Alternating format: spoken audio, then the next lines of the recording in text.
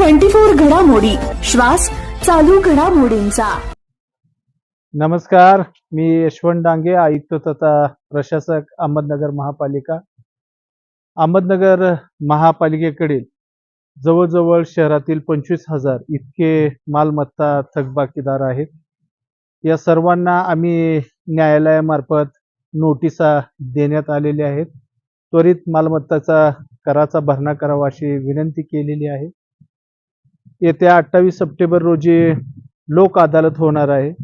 त्या लोक अदालतीमध्ये याबाबतचा निर्णय होणार आहे। आपल्या शहरातील जे मालमत्ता धारक आहेत आणि जे थकबाकीमध्ये आहेत त्यांना एक वेळची संधी म्हणून आम्ही त्या बिलावरती लावलेली शास्ती माफ केलेली आहे आणि ही अंतिम संधी आहे।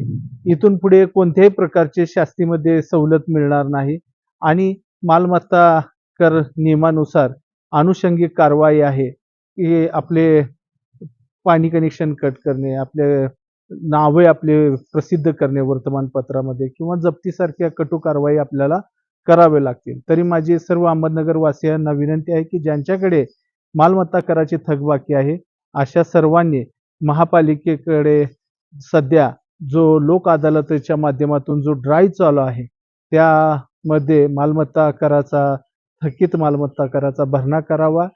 त्यामध्ये आपण शास्ती करात देखील सूट दिलेली आहे, त्यामुळे निश्चितपणे 15 ते 20% इतकी कमी रक्कम आपल्याला भरावी लागणार आहे आणि ह्या पैशातून महापालिकेच्या विविध विकास कामांना हातभार लावण्यास निश्चित मदत होईल।